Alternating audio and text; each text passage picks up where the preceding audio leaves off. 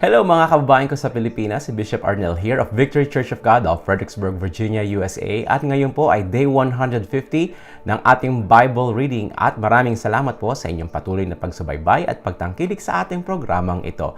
At halina po kayo at basahin po natin ang salita ng Diyos sa araw na ito. Job chapter 19. Ang sagot ni Job, hanggang kailan ninyo ako pahihirapan sa mga salitang inyong binibitawan?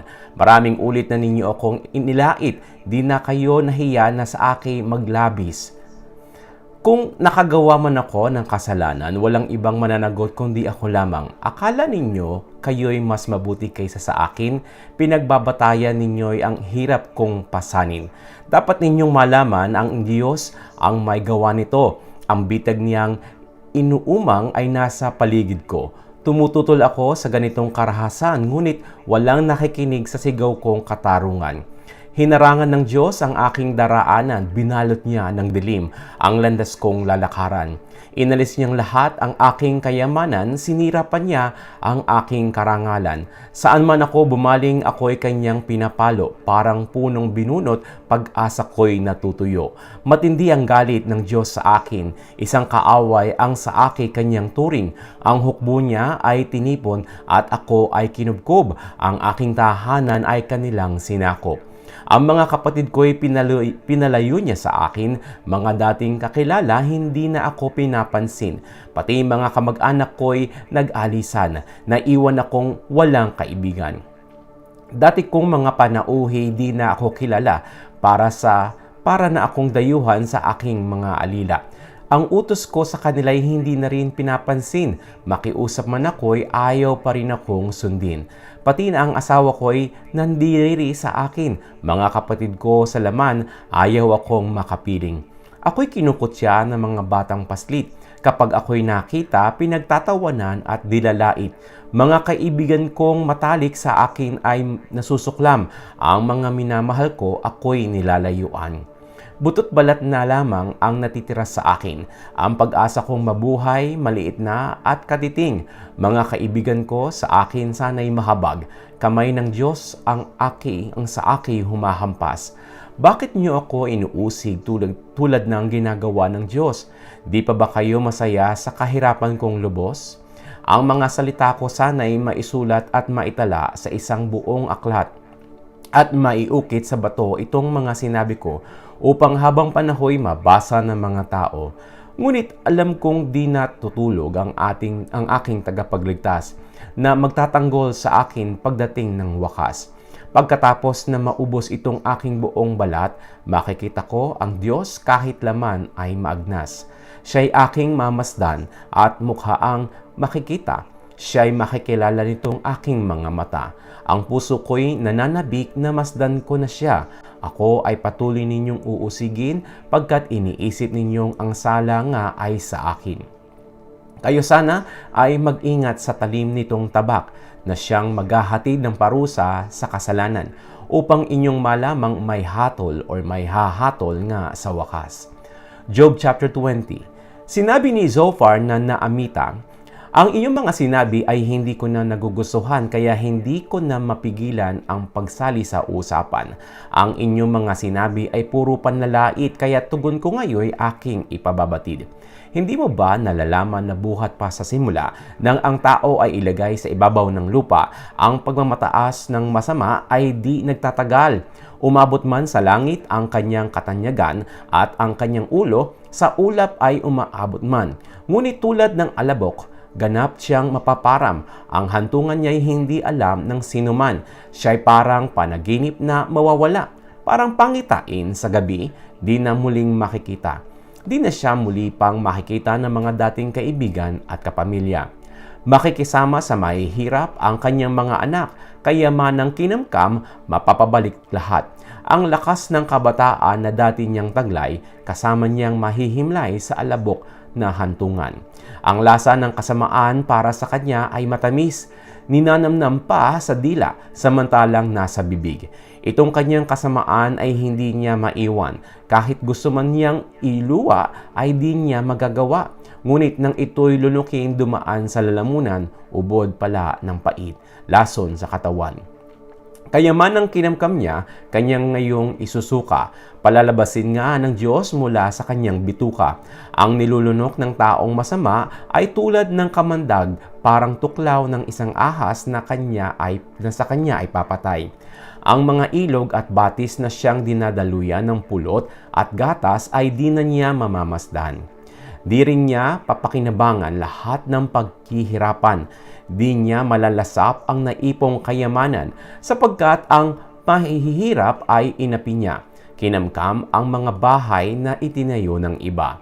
Kanyang pagkagahaman ay walang katapusan, walang nakaliligtas sa kanyang kasakiman. Kapag siya'y kumakain, wala siyang itinitira, ngunit ang kasaganaan niya ngayoy magwawakas na. Sa kanyang kasaganaan, daranas ng kagipitan at siya'y daratnan ng patong-patong na kahirapan. Kumain na siya at magpakabusog. Matinding galit ng Diyos sa kanya'y ibubuhos. Makaligtas man siya sa tabak ng bakal, palasong tanso naman ang sa kanya'y magbubawal. Kapag ito'y itinudla sa apdo niya ay tutusok. Kung makita niya ito, manginginig siya sa takot. Matinding kadiliman ang sa kanya'y naghihintay. Masusunog siya sa apoy na hindi namamatay. Wala ring matitira sa kanyang pamilya.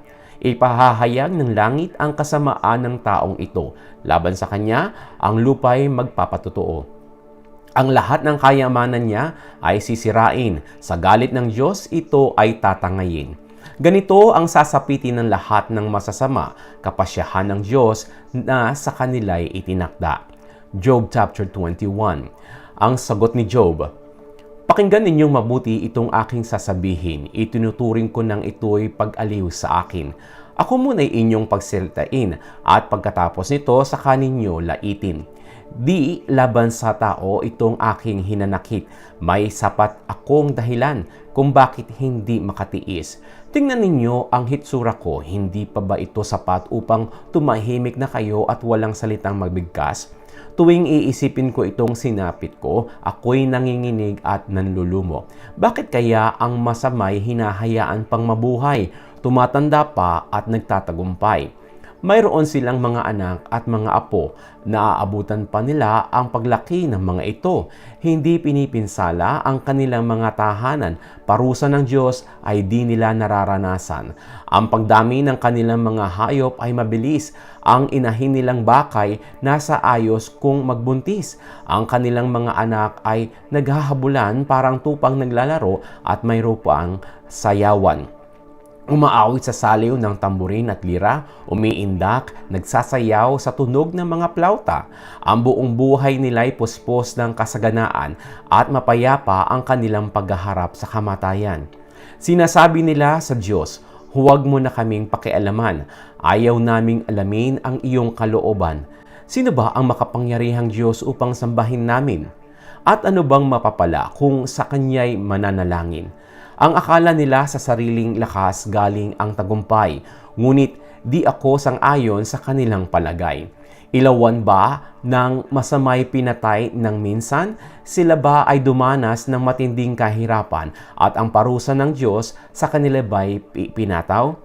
Itinulad ba sa dayaming nililipad nitong hangin o ipang walang laman, tinatangay sa papawirin? Sinasabi ninyong ang anak ay pinaparusahan dahil sa sala ng kanyang magulang. Parusahan sana ng Diyos ang mismong may kasalanan. Sa gayoy mararanasan nila ang kahirapang sasapitin. Sa parusa ng makapangyarihang Diyos, sila ang pagdadanasin. Kapag ang isang tao ay binawian ng buhay, ano pang pakialam niya sa pamilyang naiwan? Sinong makapagtuturo ng dapat gawin ng Diyos na siyang humatol sa buong sansinukob? May taong namamatay sa gitna ng kasaganaan. Panatag ang katayuan, maginhawa ang kabuhayan. Katawan niya ay malusog at malalakas ang tuhod. Mayroon namang namamatay sa kahirapan, ni hindi makalasap kahit kaunting kaligayahan. Ngunit pareho silang sa alabok na hihimlay at kapwa inuuod ang kanilang katawan. Alam ko kung ano ang binabalak ninyong gawin at ang masamang iniisip ninyo laban sa akin. Tiyak na itinatanong ninyo kung nasaan ang tahanan ng taong namuhay sa kasamaan. Hindi ba ninyo itinaitanong sa mga manlalakbay? Mga ulat nila'y hindi ba ninyo pinaniniwalaan? Sa panahon ng kahirapan at kasawiang palad, di ba't ang masama ay laging naliligtas? Sa kanyang kasama ay walang nagpapamukha, walang naniningil sa masama niyang gawa. Kapag siya ay namatay at inihatid na sa hukay, maraming nagbabantay sa kanyang libingan. Napakaraming sa kanya'y maghahatid sa libing. Pati lupang hihigaan niya sa kanya ay malambing.